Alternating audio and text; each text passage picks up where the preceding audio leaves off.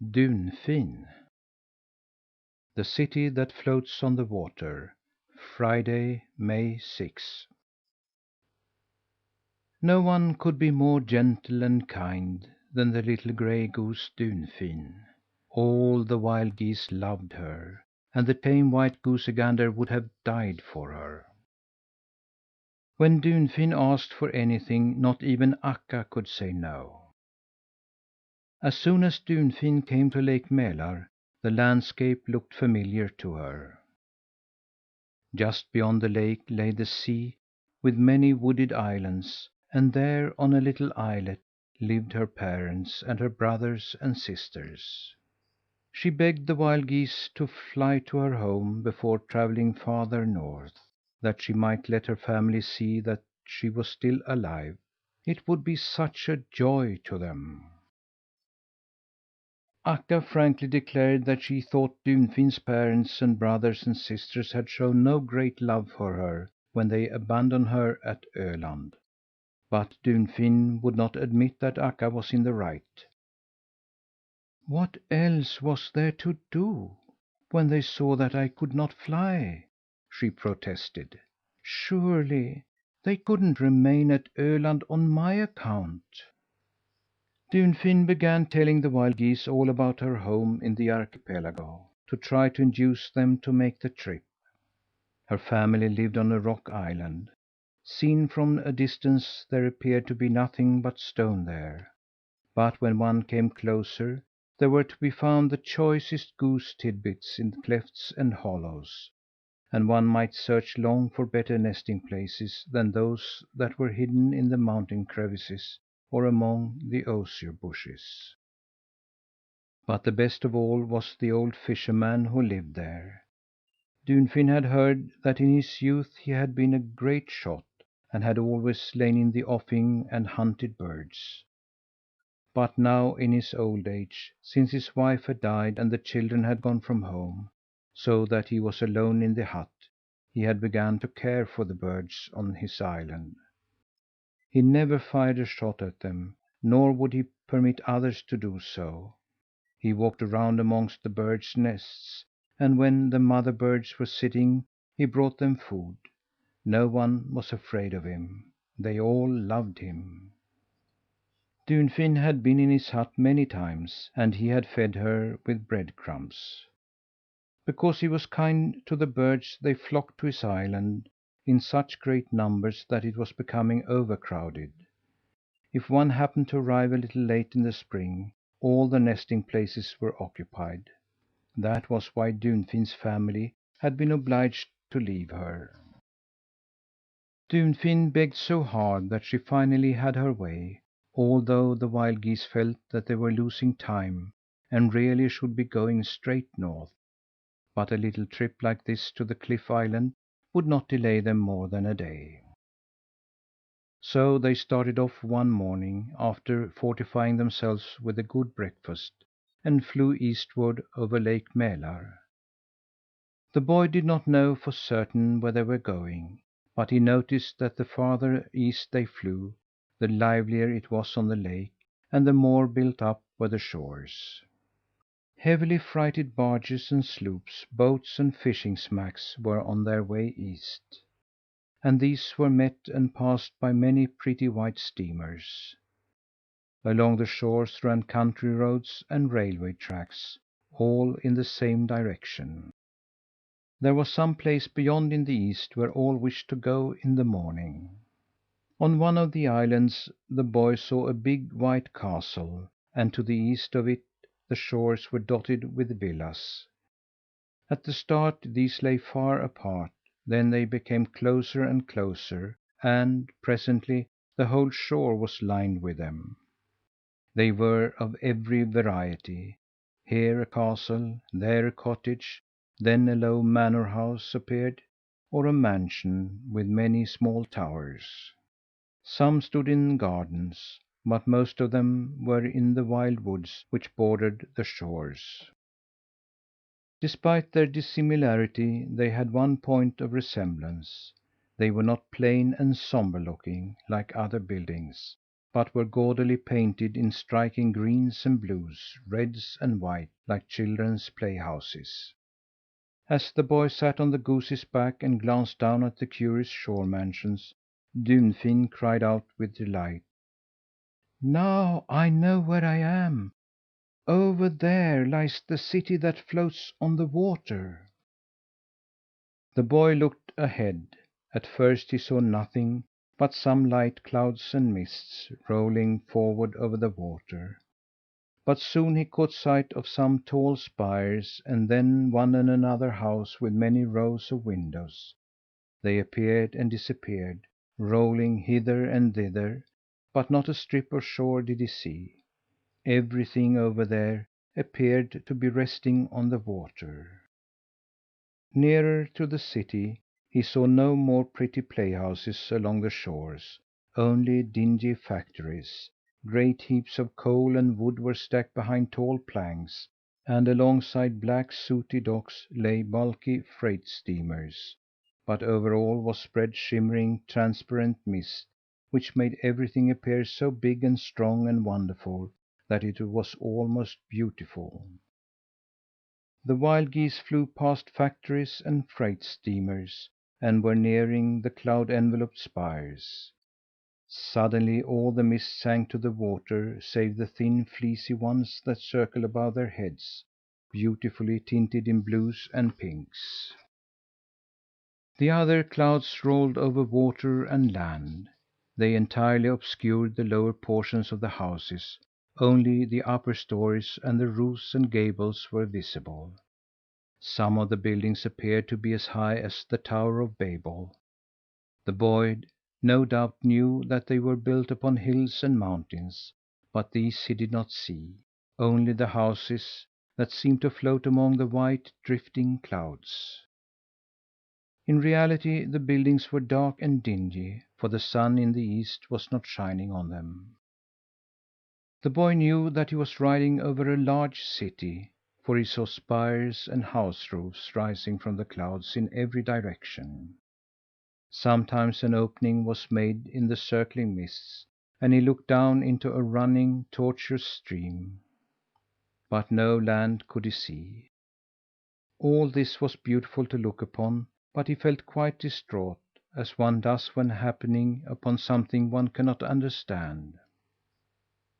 When he had gone beyond the city, he found that the ground was no longer hidden by clouds, but that shores, streams, and islands were again plainly visible. He turned to see the city better, but could not, for now it looked quite enchanted. The mists had taken on colour from the sunshine, and were rolling forward in the most brilliant reds, blues, and yellows. The houses were white, as if built of light, and the windows and spires sparkled like fire. All things floated on the water as before. The geese were travelling straight east. They flew over factories and workshops, then over mansions edging the shores. Steamboats and tugs swarmed on the water, but now they came from the east and were steaming westward toward the city. The wild geese flew on, but instead of the narrow Mälar fiords and the little islands, broader waters and larger islands spread under them. At last the land was left behind and seen no more. They flew still farther out, where they found no more large inhabited islands, only numberless little rock islands were scattered on the water. Now the fiords were not crowded by the land. The sea lay before them, vast and limitless. Here the wild geese alighted on a cliff island, and as soon as their feet touched the ground, the boy turned to Dunfin. "What city did we fly over just now?" he asked. "I don't know what human beings have named it," said Dunfin. "We gray geese call it the city that floats on the water." THE SISTERS Dunfin had two sisters, Prettywing and Goldeye. They were strong and intelligent birds, but they did not have such a soft and shiny feather dress as Dunfin, nor did they have her sweet and gentle disposition. From the time they had been little yellow goslings, their parents and relatives, and even the old fisherman had plainly shown them that they thought more of Dunfin than of them. Therefore the sisters had always hated her. When the wild geese landed on the cliff island, Prettywing and Goldeye were feeding on a bit of grass close to the strand, and immediately caught sight of the strangers. "See, Sister Goldeye, what fine looking geese have come to our island!" exclaimed Prettywing. "I have rarely seen such graceful birds. Do you notice that they have a white goosey gander among them? Did you ever set eyes on a handsomer bird? One could almost take him for a swan." Goldeye agreed with her sister that these were certainly very distinguished strangers that had come to the island, but suddenly she broke off and called: "Sister Prettywing! Oh, Sister Prettywing! Don't you see whom they bring with them?" Prettywing also caught sight of Dunfin, and was so astounded that she stood for a long time with her bill wide open, and only hissed: "It can't be possible that it is she! How did she manage to get in with people of that class? Why, we left her at Öland to freeze and starve." "The worst of it is she will tattle to father and mother that we flew so close to her that we knocked her wing out of joint," said Goldeye. "You'll see that it will end in our being driven from the island. We have nothing but trouble in store for us, now that that young one has come back," snapped Prettywing. "Still, I think it would be best for us to appear as pleased as possible over her return. She is so stupid that perhaps she didn't even notice that we gave her a push on purpose." While Prettywing and Goldeye were talking in this strain, the wild geese had been standing on the strand, pluming their feathers after the flight. Now they marched in a long line up the rocky shore to the cleft where Dunfin's parents usually stopped. Dunfin's parents were good folk. They had lived on the island longer than any one else, and it was their habit to counsel and aid all newcomers. They too had seen the geese approach, but they had not recognized Dunfin in the flock. "It is strange to see wild geese land on this island," remarked the goose master. "It's a fine flock, that one can see by their flight." "But it won't be easy to find pasturage for so many," said the goose wife, who was gentle and sweet tempered like Dunfin.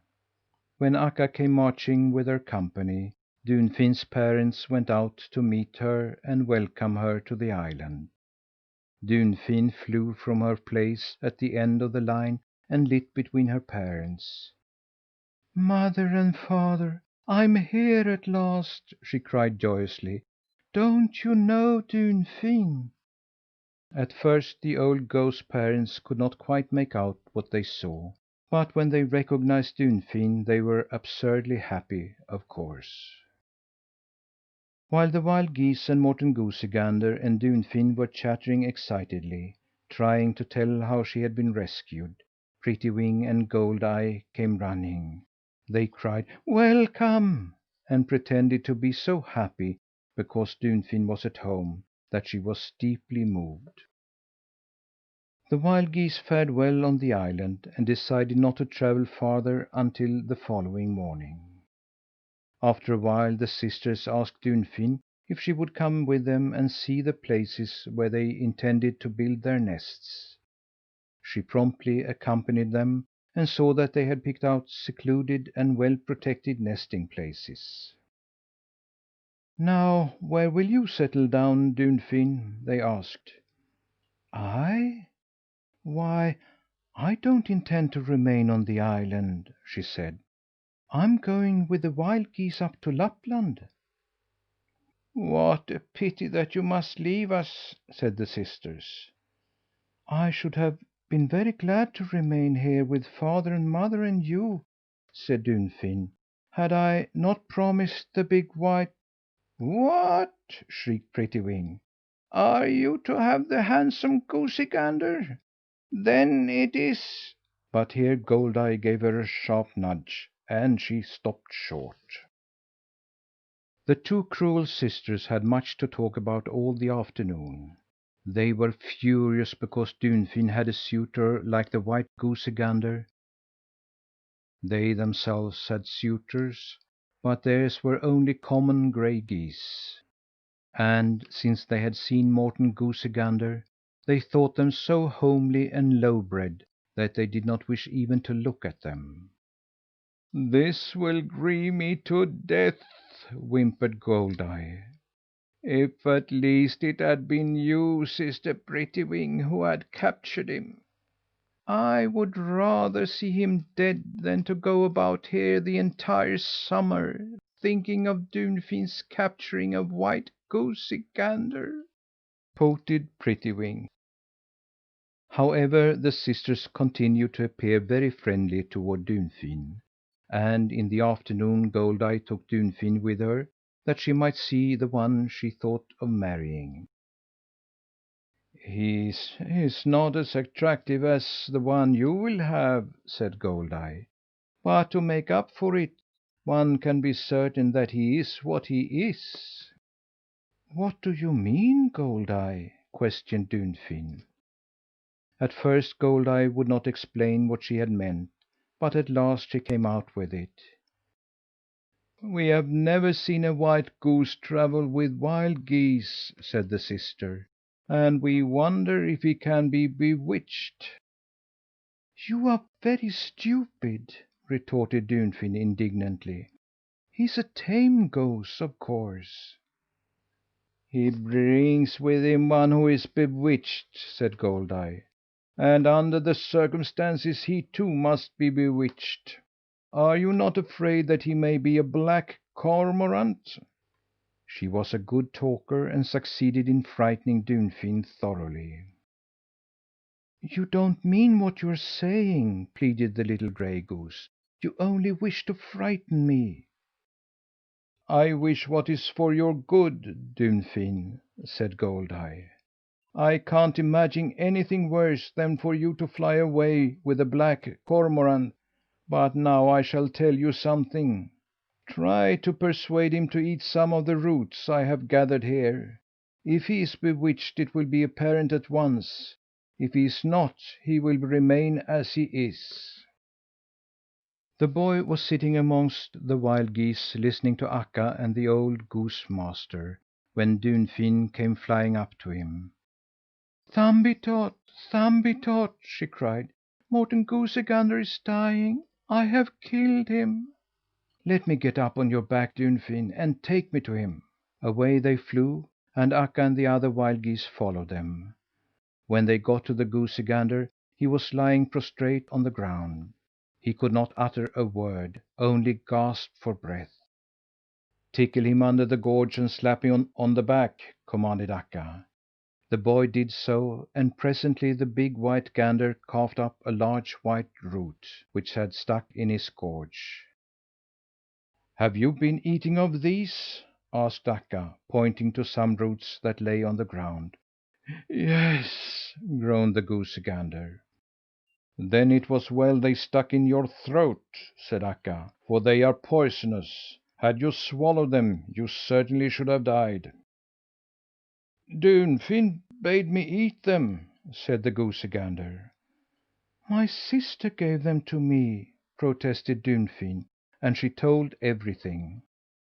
"You must beware of those sisters of yours, Dunfin," warned Akka, "for they wish you no good, depend upon it." But Dunfin was so constituted that she could not think evil of any one, and, a moment later, when Prettywing asked her to come and meet her intended, she went with her immediately. "Oh, he isn't as handsome as yours," said the sister, "but he is much more courageous and daring." "How do you know he is?" challenged Dunfin. For some time past there has been weeping and wailing amongst the sea gulls and wild ducks on the island. Every morning at daybreak a strange bird of prey comes and carries off one of them." "What kind of bird is it?" asked Dunfin. "We don't know," replied the sister. "One of his kind has never before been seen on the island, and strange to say he has never attacked one of us geese. But now my intended has made up his mind to challenge him to morrow morning and drive him away." "Oh, I hope he'll succeed," said Dunfin. "I hardly think he will," returned the sister. "If my goosey gander were as big and strong as yours, I should have hope." "Do you wish me to ask Morten Goosey Gander to meet the strange bird?" asked Dunfin. "Indeed I do!" exclaimed Prettywing excitedly. "You couldn't render me a greater service." The next morning the goosey gander was up before the sun. He stationed himself on the highest point of the island and peered in all directions. Presently he saw a big, dark bird coming from the west. His wings were exceedingly large, and it was easy to tell that he was an eagle. The goosey gander had not expected a more dangerous adversary than an owl, and now he understood that he could not escape this encounter with his life. But it did not occur to him to avoid a struggle with a bird who was many times stronger than himself. The great bird swooped down on a seagull and dug his talons into it. Before the eagle could spread his wings, Morten Goosey Gander rushed up to him. "Drop that!" he shouted, "and don't come here again or you'll have me to deal with." "What kind of a lunatic are you?" said the eagle. "It's lucky for you that I never fight with geese, or you would soon be done for." Morten Goosey Gander thought the eagle considered himself too good to fight with him, and flew at him, incensed, biting him on the throat and beating him with his wings. This, naturally, the eagle would not tolerate, and he began to fight, but not with his full strength. The boy lay sleeping in the quarters where Akka and the other wild geese slept, when Dunfin called: "Thumbietot, Thumbietot! Morten Goosey Gander is being torn to pieces by an eagle." "Let me get up on your back, Dunfin, and take me to him," said the boy. When they arrived on the scene, Morten Goosey Gander was badly torn and bleeding, but he was still fighting. The boy could not battle with the eagle. All that he could do was to seek more efficient help. "Hurry, Dunfin, and call Akka and the wild geese!" he cried. The instant he said that, the eagle flew back and stopped fighting. "Who's speaking of Akka?" he asked. He saw Thumbietot and heard the wild geese honking, so he spread his wings. "Tell Akka I never expected to run across her or any of her flock out here in the sea," he said, and soared away in a rapid and graceful flight. "That is the self same eagle who once brought me back to the wild geese," the boy remarked, gazing after the bird in astonishment. The geese had decided to leave the island at dawn, but first they wanted to feed a while. As they walked about and nibbled, a mountain duck came up to Dunfin. "I have a message for you from your sisters," said the duck. "They dare not show themselves among the wild geese, but they ask me to remind you not to leave the island without calling on the old fisherman." "That's so!" exclaimed Dunfin, but she was so frightened now that she would not go alone, and asked the goosey gander and Thumbietot to accompany her to the hut. The door was open, so Dunfin entered, but the others remained outside. After a moment they heard Akka give the signal to start and call Dunfin. A gray goose came out and flew with the wild geese away from the island. They had travelled quite a distance along the archipelago when the boy began to wonder at the goose who accompanied them. Dunfin always flew lightly and noiselessly, but this one laboured with heavy and noisy wing strokes. "We are in the wrong company. It is Prettywing that follows us." The boy had barely spoken when the goose uttered such an ugly and angry shriek that they all knew who she was. Akka and the others turned to her, but the gray goose did not fly away at once. Instead, she bumped against the big goosey gander, snatched Thumbietot, and flew off with him in her bill. There was a wild chase over the archipelago. Prettywing flew fast, but the wild geese were close behind her, and there was no chance for her to escape. Suddenly they saw a puff of smoke rise up from the sea, and heard an explosion. In their excitement they had not noticed that they were directly above a boat in which a lone fisherman was seated. However, none of the geese was hurt, but just there, above the boat, Prettywing opened her bill and dropped Thumbietot into the sea.